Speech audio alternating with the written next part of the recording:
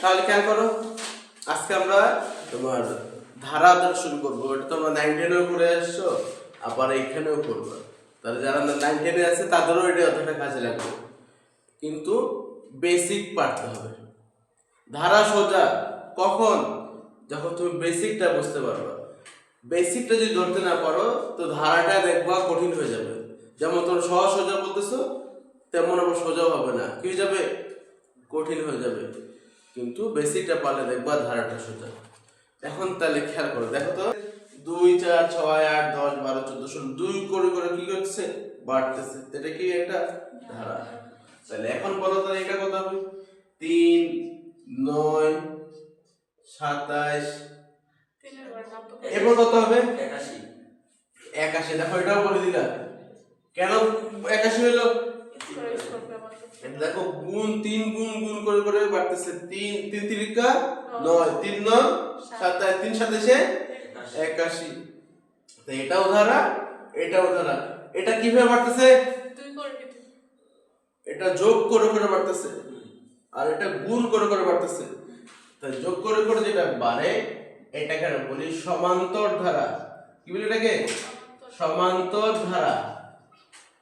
আর গুণ করে যেটা বাড়ে এটাকে বলি আমরা গুণোত্তর ধারা। মনে আছে? একটা সমান্তর ধারা আর একটা হচ্ছে কি ধারা? গুণোত্তর ধারা। এই দুই ধরনের ধারা বা প্রোগ্রেশন আছে। তাহলে এটাকে ইংলিশে বলা হয় তোমার অ্যারিথমেটিক প্রোগ্রেশন, আর এটাকে বলা হয় জিওমেট্রিক প্রোগ্রেশন। বুঝতে পারছো? একটা সমান্তর ধারা, এটা হচ্ছে গুণোত্তর ধারা। তা আজকে আমরা এই সমান্তর ধারা নিয়েই আলোচনা করব। তো এটাই আজকে বেসিকটা বুঝবো, সমান্তর ধারা। গুণোত্তর ধারাটা আমরা পরে শিখবো, ঠিক আছে? এই দেখো, ধারা শুরু করছি কি দিয়ে? অবশ্যই ধারা হইতে গেলে আমাদের শুরু করব কি দিয়ে? ওটা লাগবেই। মানে প্রথমে কি দিয়ে শুরু করবো? ধর তুমি 10 দিয়ে শুরু করতে পারি, 10, 20, 30, 40, 50 লিখতে পারি না? ওটাও তো ধারা। তাহলে এখন শুরু করব কি দিয়ে? এটা আমাদের লাগবেই। তাহলে এই শুরু যেটা শুরু করতেছি না, এটাকে বলা হয় প্রথম পদ। এটা কি বলা হয়? প্রথম পদ। প্রথম পদ। বুঝতে পারছো?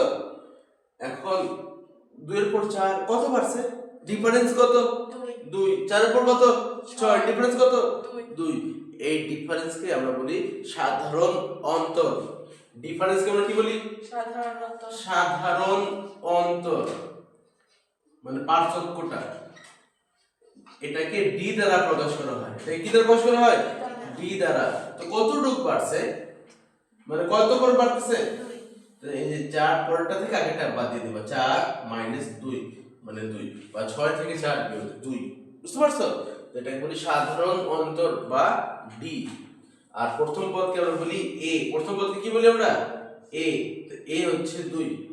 তো দুটো জিনিস পাইলাম, প্রথম পদ পাইলাম, সাধারণ অন্তর পাইলাম। এখন দেখো তো সবার শেষে গিয়ে কত থামছে? মানে এরপর কি আর আছে? এখানে মনে করো ফুল স্টপ, সব এতটুকু আমাদের ধারা আছে। তাহলে এই যে শেষে যেটা আছে না, এটাকে এটা কিন্তু একদম গুরুত্বপূর্ণ। এখানে আমাদের ভেজাল লাগে, একদম ভালো করে খেয়াল করবা। এই যে শেষে তো 20 আছে, এটাকে বলি শেষ পদ। এটা কি বলি? শেষ পদ। শেষ পদেরই আরেক নাম হচ্ছে n তম পদ। ওটা কি আরেক নাম কি? n তম পদ। শেষ পদ বা n তম পদ। বুঝতে পারছো? তো শেষ পদ কত আছে এখানে? 20 আছে। এখন আমরা n তম পদ লিখছি, তাহলে এর দুটোর মধ্যে ভেজাল কি? দেখো পার্থক্য কোন জায়গায়। দেখো তো দুইটা আমরা কি পড়তে, এটা কততম পদ? প্রথম। এটা এটা তা বলো 20 কততম? 10তম। তাহলে এখন আগে গণতে হবে না? এখন যদি আমি 20 এর জায়গায় ডট ডট দিয়ে যদি আমি বলি 170, এটা কততম পদ? এটা স্যার 85তম পদ। মানে এখন গণতে হবে তো, আর বলতে পারবে আরামসে? এটা তো সোজা 2 করে বাড়তেছে, তুমি আরামসে মোটামুটি বলে দিলা। যদি আরো একটু প্যাচ দিতাম তাহলে কি বলতে পারবা? না। তাহলে শেষে যেটা আছে এটা কততম পদ আমরা তো আগে বলতে পারবো না, ওটা বলতে হবে। এখন তোমরা কি পরীক্ষা খাতায় এরকম ধারা মানে বলবা দেখি 20 কয়টা হয় 1 2 3 4 5 6 7 8 9 10 ওটা তো 10টা তা 10তম পদ 20 কততম পদ এটা 10তম পদ তাহলে এখন আমরা আগে বলতে পারি না এটা 10তম না 9তম না 12তম বলতে পারতেছি না ওই জন্য 20 কে আমরা বলবো কি এটা nতম পদ এটা কি বলবো nতম পদ বা শেষ পদ তো শেষ পদে কত আছে 20 আছে বুঝতে পারছো এখন আরেকটা জিনিস আমাদের খেয়াল করতে হবে যে কয়টা পদ আছে এখানে এই যে মানে কয়টা পদ আছে টোটাল এগুলো কি বলবো পদ মানে এটা প্রথম পদ একটা এটা দুইটা তিনটা চারটা পাঁচটা ছয়টা সাতটা আটটা নয়টা 10টা কয়টা পদ আছে 10টা এটাকে আমরা বলি পদ সংখ্যা এটাকে আমরা কি বলি পদ সংখ্যাকে n দ্বারা প্রকাশ করি কয়টা পদ আছে 10টা পদ আছে তো ওটাকে আমরা বলি পদ সংখ্যা তো দেখো তো n অনেকে এখানে ব্যাস লাগায় তোমাদের 19 এই ভ্যালু হয় তোমাদের n তম পদ আর পদ সংখ্যা নিয়ে n তম পদ কোনটা মানে শেষে কত আছে 20 আছে এখন এটা n তম পদ এটা শেষ পদ কয়টা পদ আছে 10টা ওইটা হচ্ছে n এর মান তখন যখন তুমি বুঝে গেছো না n 10টা তখন তুমি এই যে বলতে পারবা এটা কয়তম পদ তখন n এর জায়গায় লাগাইছি 10 এটা 10 লাগাইছি 10তম পদ এটা 10তম পদ এখন যদি দিয়ে দেই 7 7 আর 5 12 12 আর 5 17 এরকম করে মনে করো এই কত দিয়ে দিব মনে করো কোনো কিছু দিলাম না অনেক সময় দেখবা শেষে থাকবেই না এই যে এরকম করে চলতে থাকবে কি কোনো শেষ নাই এটা কোনো শেষ আছে এটা কি ধারা আছে অসীম এটাও ধারা আছে শেষ নাই এখন তোমাকে বলবে যে 10 নাম্বার গিয়ে কত হবে 12 নাম্বার গিয়ে কত হবে 15 নাম্বার গিয়ে কত হবে বুঝতে পারছো এরকম একটা ধারা দিয়ে দিল এখন যদি বলি এই বলো 5তম পদ কত 27 তিনটা পদ দিছি বলো 5তম পদ কত 27 এটা প্রথম দ্বিতীয় তৃতীয় চতুর্থ হবে তোমার কত 17 আর 5 22 পঞ্চম হবে কত 27 মুখোমুখি বের করছি তো বলো 70তম পদ কত 70তম পদ কত 352 হবে হইতে পারে সাথে হ্যাঁ আচ্ছা মনে করো তুমি ক্যালকুলেটরে বের করে ফেলছো এইখানে তুমি দেখাবা কিভাবে তুমি ক্যালকুলেটর বের করে ফেলছো এখন এখানে তো বলে দেখাইতে হবে তো এখন কি আমরা মুখে মুখে যেটা বের করছি ক্যালকুলেটরে উঠাই দেব 70তম পদ এত এরপর লিখে দেব অ্যানসারটা লিখে দেব না তার মানে তো অঙ্ক করে বের করতে হবে না তো অঙ্ক করে বের করতে হবে না আমরা তো বুঝাই গেছি এখানে এই সব পঞ্চম কত কত 22 হবে এর সাথে সবই কিন্তু ওটা তো দেখাইতে হবে না এখন দেখানোর জন্য আমাদের নিয়ম পাঠতে হবে তো নিয়ম কি তাহলে এই যে আমাদের কততম পদ বের করবো তার জন্য সূত্র আছে একটা ওটাকে বলি n তম পদ কি বলে এটাকে n তম পদ এটা সূত্র হচ্ছে কি দেখো a plus n minus 1 into হচ্ছে d এটা হচ্ছে n তম পদ বের করার সূত্র এখন n তম পদ এখন কততম পদ যদি বলি 70তম পদ কত 70তম পদ মানে পদ কয়টা আছে এরকম করে এক আচ্ছা আমি কমাই দেই ওই যে আমি 5তম নেই যে 5তম পদ কত তার পদ কয়টা 5টা তাহলে ধরো এই 17 পরে এটা তো হবে আমরা জানি 22 হবে তারপর 27 হবে তো ধারে কি এরপরে আর আছে না এখানে শেষ কেন আমি এখানে শেষ করতেছি না যে 5তম পদ কত মানে এখানে কি সীমাবদ্ধ তাহলে এখন 5তম পদ তো 27 হবে এখন বের করব কিভাবে এটা হচ্ছে তার সূত্র তো n তম পদ a plus n minus 1 into d n তম পদ মানে কততম পদ আমরা বলে দিছি 5তম পদ ঠিক আছে এ প্রথম কত আছে 7 n n এর মান তো বলে দিচ্ছি কয়টা পদ আছে, 5টা পদ আছে। তো n এর মান হচ্ছে 5 মাইনাস 1 ডি ডিফারেন্স কত করে বাড়তেছে, 2 করে ও না 5 করে বাড়তেছে, এই যে গুণ 5। তাহলে ক্যালকুলেট করবা 5 থেকে 1 বাদ দাও 4 4 5 20, তারপর 7 যোগ করে দাও 20 আর 7 27, এই যে 27 5তম পদ। এখন 70তম পদ কত হবে, এরকম করে মোট 70টা পদ আছে, তাহলে 5 এরকম করে মোট কয়টা আছে, 70টা। শেষে কিন্তু 70 না, এখানে কিছু প্যাচ লাগায়, কি বলছি 70তম পদ কত, তার মানে কি শেষে 70 হবে না, তাহলে শেষ পদ না, শেষ পদ মানে n তম পদ।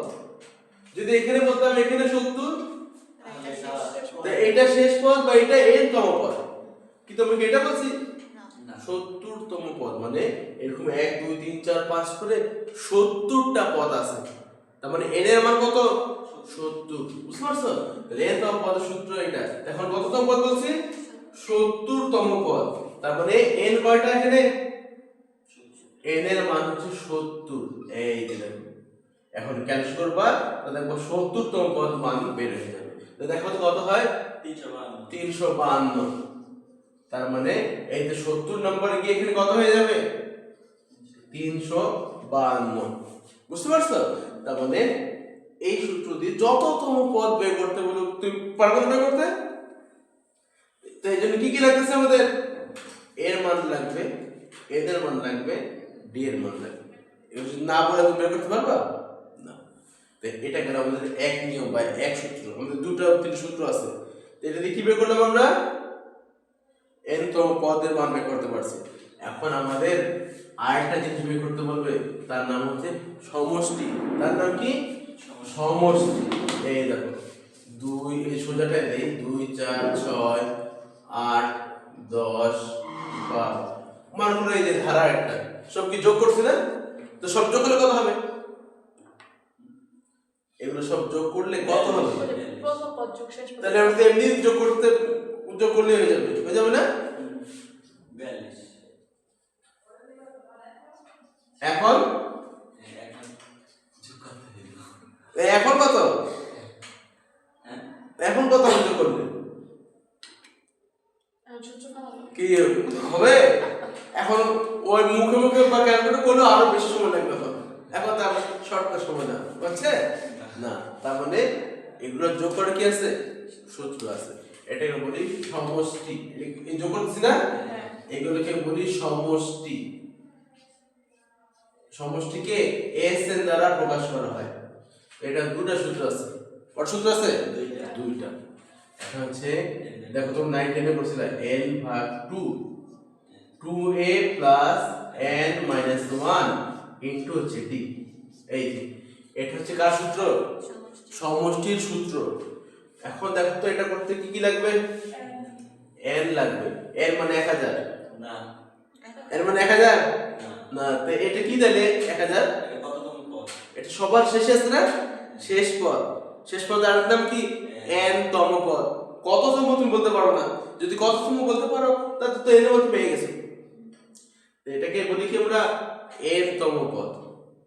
n কত n জানি না, তাহলে এটা করতে হলে কি লাগবে আগে n এর মান লাগবে না, এখন দেখো তাহলে এটা তো শেষ পদ বা এটাই কি আমার n তম পদ, এই দেখো n তম পদ, সূত্র কি এটা a plus n minus 1 into d, তাহলে n তম পদের মান এই যে এটাই না, জি স্যার এটা 1000 n তম পদের মান না, এই যে বসাই দাও 1000, এই প্রথমে কত আছে 2, n এর মান জানি না, এটাই বের করব, d এর মান 2 করে বাড়তেছে, এই যে 2, তাহলে 1000, এই দুইটা মাইনাস করে দেই এই পাশে, তারপরে 2 এর সাথে গুণ দেই, তো 2n মাইনাস 2, 100 থেকে 2 বিয়োগ করো, 1000 থেকে 2 বিয়োগ করো, তো 998, এই দুইটা মাইনাস আছে না, এই যে যোগ করে দাও 2, এখানে থাকে 2n, তাহলে আবার যোগ করলে আবার কত হবে 1000, এই 2 গুণ আছে না, এই যে ভাগ করে দাও সমান সমান n, সুতরাং n সমান সমান 500। তার মানে এখানে কয়টা পদ আছে? 500টা। এই যে প্রথম দ্বিতীয় তৃতীয় চতুর্থ এরকম করে করে মোট কয়টা পদ আছে? 500টা পদ আছে। তাহলে এই 500টা পদের যোগ করব, ঠিক আছে? এই এখন n এর মান বুঝে গেছো কত? 500 ভাগ 2 2 এর মান কত? 2 প্লাস n এর মান 500 মাইনাস 1 গুণ d এর মান 2। এই যে এবার ক্যালকুলেট করব, এখানে হবে 250 2 দুগুণা 4 যোগ 500 থেকে 1 বাদ দাও তো 449, ওটাকে 2 দিয়ে গুণ দাও 499 কে 2 দিয়ে গুণ দিলে কত হবে? 998। এই 998, এই দেখো 250 গুণ 998 আর 4 1002, এবার দুটো গুণ দিয়ে দাও। এটা হচ্ছে আমাদের সমষ্টি, বুঝতে পারছো? এটা কি হচ্ছে আমাদের সমষ্টি। এটা করতে কি লাগলো? n এর মান লাগছে। কি লাগছে এখানে? n এর মান। এখন অনেক সময় প্রশ্ন দেখো এইভাবে বলে দিবে, এই যে শেষে আর কিছু নাই, শেষে কি নাই? কিছু নাই, বলে দেবে যে 2 4 6 8 10 12 এরকম যোগ করে করে যে 10টি পদের যোগ করো, 10টি পদের সমষ্টি কত? এই যে তার মানে কি এখানে কয়টা আছে? 1 2 3 4 5 6, এবার কত হবে? 14 16 18 20, কয়টা পদ হলো? এখন এটা যোগ করো, বুঝতে পারছো? তারপর দেখুন পুরোটা দেওয়া থাকবে না, এই 2-3টা দিয়ে ধারা বলে দিবে, আর কোনো কিছু থাকবে না যে ডট ডট দেওয়া থাকবে। তাহলে বলবে কি এরকম 10টি পদের কি করবা? যোগ করবা। তো এখন আবার কি n এর মান কি আবার বের করতে হবে? এগুলো থাকবে না, এই যে এরকম দিয়ে দিল, এই যে কি বললো তাহলে ওইটাই কিন্তু যেটা বুঝলাম ওইটাই কিন্তু 10টি পদের যোগ করো। এখন এটা করতে এখন n কত? n তম পদ কত? 10 এখন 10 কি বলো তো? n না n তম পদ? একতম পদ। না স্যার এটা n। এই 10 মানে কি শেষে কি 10 হবে? না না, তাহলে কি এটা? এটা পদ 10টা পদ। কয়টা পদ? 10 মানে n এর মানই 10। n এর মান কত? 10। এই যে দেখো, তাহলে n এর মান হচ্ছে 10 ভাগ 2 2 এর মান 2, n এর মান 10 মাইনাস 1 d এর মান 2। এই তো 10 থেকে 2 দিয়ে ভাগ দাও 5, তারপরে এখানে হচ্ছে 2 দুগুণা 4 প্লাস 10 থেকে 1 বাদ 9 9 দুগুণা 18, তো 18 আর 4 22, 22 কে 5 দিয়ে গুণ দিয়ে দাও, তাহলে হচ্ছে 110 মনে। এই শেষ সমষ্টি, বুঝতে পারছো? এখন এই সমষ্টির আরেকটা সূত্র আছে, সূত্রটা হচ্ছে কি দেখো, n ভাগ 2 a প্লাস l। এই যে n ভাগ 2 a প্লাস l, এটা করতে কি কি লাগবে? প্রথম পদ শেষ পদ আর প্রথম পদ লাগবে n, n হচ্ছে লাস্ট আইটেম শেষ পদ, ঠিক আছে? আর n লাগবে, যেটাই দেই n লাগবে। তো n কত এখানে? 10 10 ভাগ 2, প্রথম পদ কত? 2 শেষ পদ 10। শেষ পদ তো জানি না না। 10 তম পদের মান তাহলে মানে এটাতে পারতেছি না, না। এটাতে পারতেছি না। না, কিন্তু এর আগে আমি 1000 দিছিলাম না একটা, হ্যাঁ। শেষে 1000 আছে প্রথম উদাহরণটা, তাহলে এটা দেখো ওটাতে করতে পারো। প্রথম পদ কত? 2, শেষে কত আছে? 1000। তখন তার n 10 হয় নাই, তখন n কত বের করছিলাম? 500 বের করছিলাম। এই দেখো n হচ্ছে 500। তাহলে এটা সবসময় কাজে না করতে পারবা না, এটা করতে কি লাগবে? অবশ্যই শেষ পদ। প্রথমটা লাগবে, শেষটা লাগবে। আর এটা করতে কি লাগবে? n তম পদের মান। না n তম পদ n তম পদ লাগবে না। n এর মান n এর মান এখানে লাগবে, এখানে লাগবে, কয়টা পদ আছে? d এর মান লাগবে, এগুলো মান লাগবে, কিন্তু এটার মধ্যে অবশ্যই কি a লাগবে, a লাগবে, প্রথম শেষ লাগবে। এটার মধ্যে শেষ পদ না থাকলেও চলবে, শেষ পদ না থাকলেও চলবে, বুঝতে পারছো? এই যে ক্যালকুলেট করে দেখো আবার ওই আগের মানটা হবে। তো এই হচ্ছে আমাদের সমান্তর ধারার বেসিক।